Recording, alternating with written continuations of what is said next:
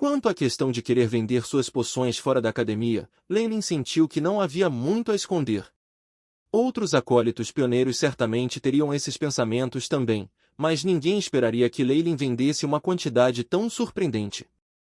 Ele deve esconder sua identidade quando vender as poções, mas tudo ficará bem desde que não seja reconhecido.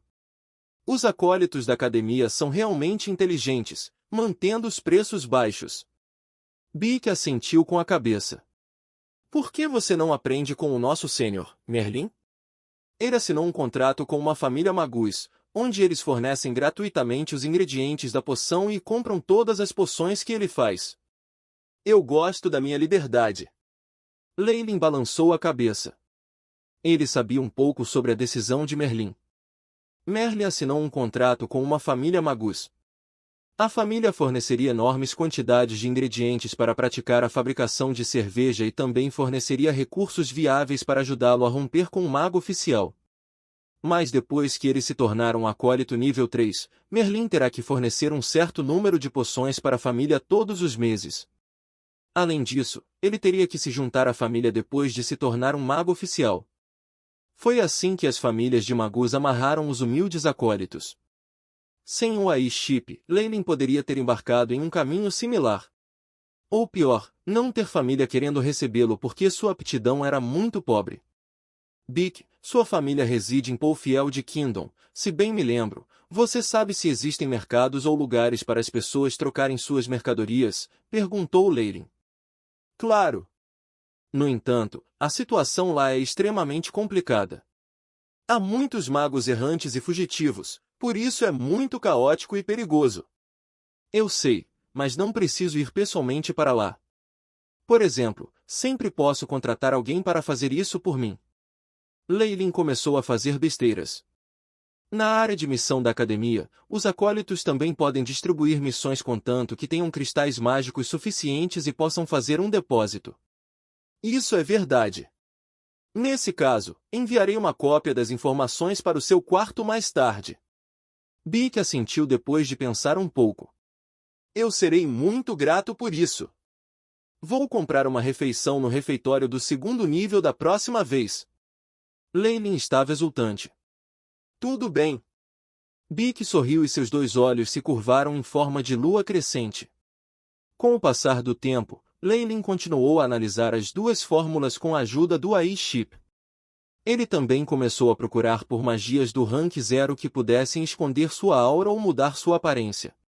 Bic havia enviado a informação sobre o bazar de Magus há muito tempo.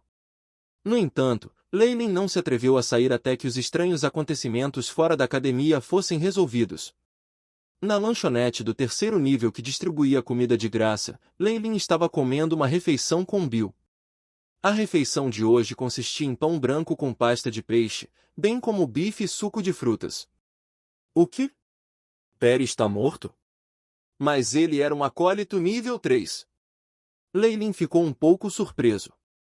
Perry era um acólito de 5º grau e também tinha um bom mentor.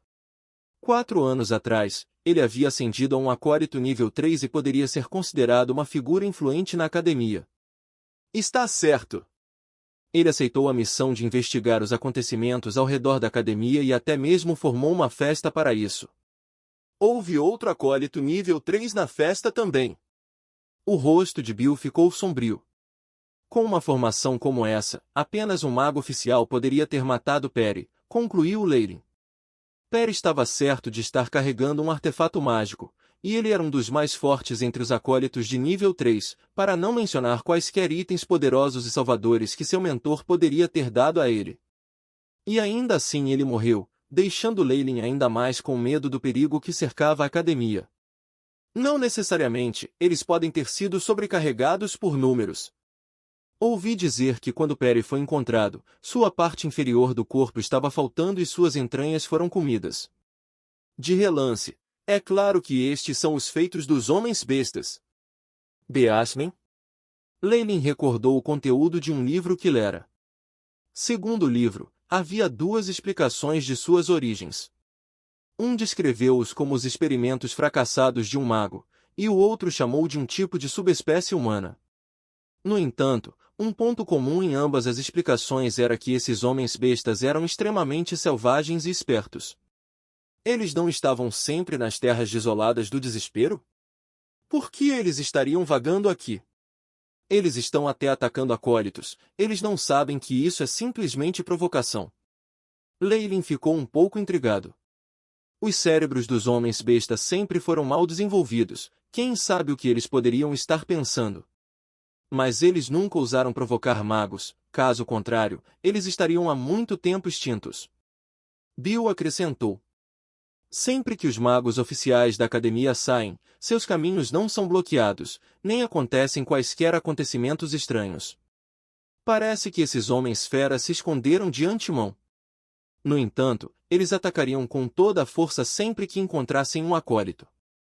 Era um caso padrão de intimidar os fracos, enquanto temia os fortes. Eles não serão tão desenfreados por muito mais tempo. Perry é um aprendiz do professor Arose. Ele é conhecido por se preocupar em perder a cara e proteger suas deficiências, então ele definitivamente vai agir, disse Bill com confiança. Uma das razões pelas quais a Abyssal Bone Forest Academy não tomou medidas contra esses Beasmen foi porque os Beasmen eram muito fracos e não representavam qualquer ameaça para um Magus oficial. Por outro lado, eles dão aos acólitos a chance de aprimorar suas habilidades de batalha e ganhar experiência. No entanto, a situação mudou agora que um aprendiz estava morto. No entanto, Leylin ainda achava que era absurdo que esses homens bestas aparecessem de repente na vizinhança da academia. Como no incidente do cogumelo da Face de Aranha de antes, ele sentiu que tudo fazia parte de uma conspiração maior. No entanto, não sou o único inteligente nesta academia. Se eu puder pensar nisso, os outros também terão certeza. Por que ainda não há rumores? Leylin pensou profundamente, esta situação é um pouco estranha, é melhor eu fazer alguns preparativos com antecedência. Leylin! Uma voz chamou atrás dele, e parecia estar vacilando um pouco. Leylin se virou e viu Gurisha, um dos acólitos que tinha ido à academia com ele e possuía a aptidão de um acólito de 2º grau. As ondas de energia que irradiavam de seu corpo mostraram que ele ainda era um acólito nível 1. Este é um amigo meu, vou me despedir primeiro, disse Leylin a Bill. Vai fazer o que você tem. Bill sorriu. Existe algum problema? Leylin foi até Gurisha e perguntou baixinho.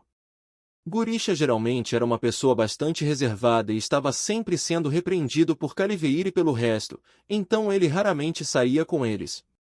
Tinha que haver um problema se ele procurasse Leylin desta vez. Isso.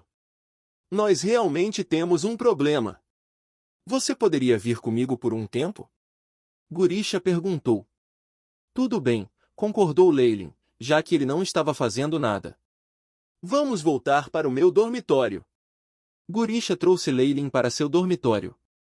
Leylin olhou para o número do quarto, 1913. Estava a uma certa distância de seu dormitório, não admira que não se vissem muito. Vamos entrar. Não fique chocado demais.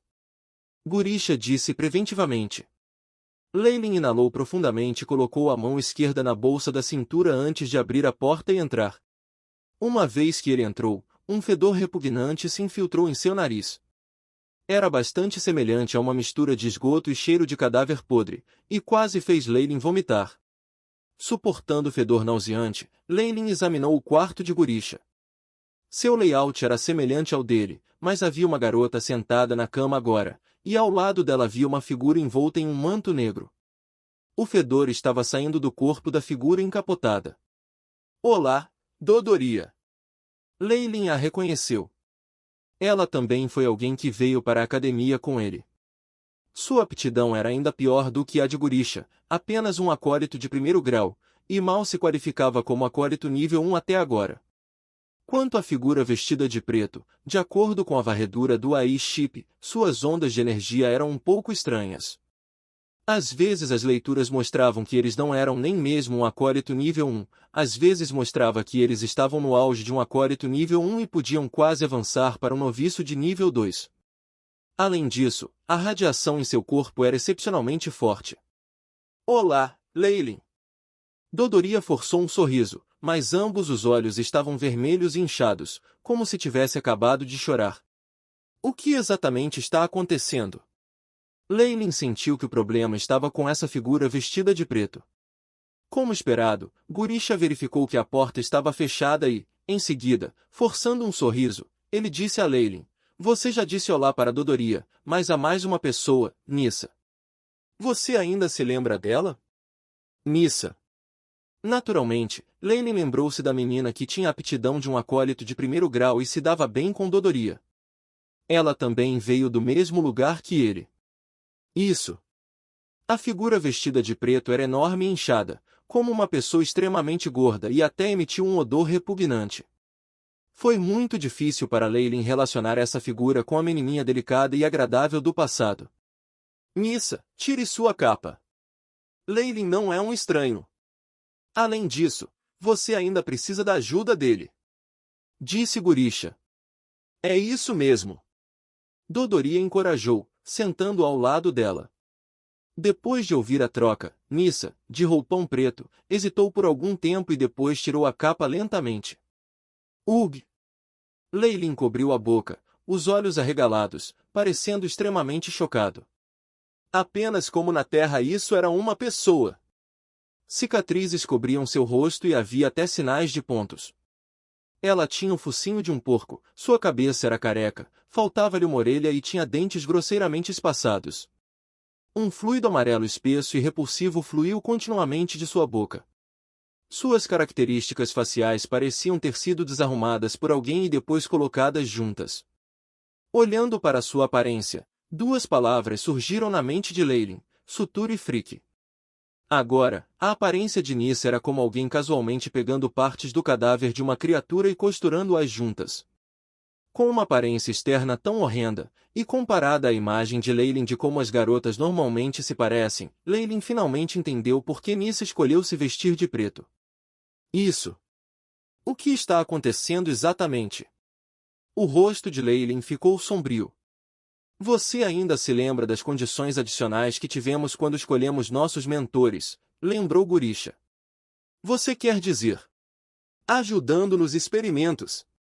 Leilin teve um choque. Ele tinha pensado originalmente que as condições oferecidas pelo professor eram boas demais, e agora era uma armadilha. Está certo. Nós não tínhamos nenhum Magic Crystals, então a escolha de nossos mentores foi aleatória. Nissa foi alocado a um professor especializado em transfiguração. Ele tratou Nissa bem, não apenas deu a ela muito conhecimento, ele até prometeu a ela um Magic Crystal por mês se ela participasse de seus experimentos. Dodoria disse, enxugando as lágrimas em seus olhos com um lenço de vez em quando. Há 3 dias, Nissa foi envenenada pela radiação de um feitiço, e ela tem sido assim desde então, explicou Gurisha sombriamente. Experiências humanas? O coração de Leilin afundou. Ele sabia que havia muitos magos na academia que faziam experimentos com corpos humanos em segredo. No entanto, eles raramente operam seus acólitos diretamente. Embora existam muitos cavaleiros e camponeses que ele poderia ter experimentado, acólitos são de bom calibre, porque eles têm a maior resistência a feitiços. Nissa finalmente abriu a boca. Sua voz estava rouca de velhice e até carregava um anel metálico para ela. Isso mesmo. Gurisha continuou, tosse, eu também tenho ajudado meu professor em muitas de suas experiências. Embora ainda não haja mudanças irreversíveis, alguns efeitos residuais estão começando a aparecer.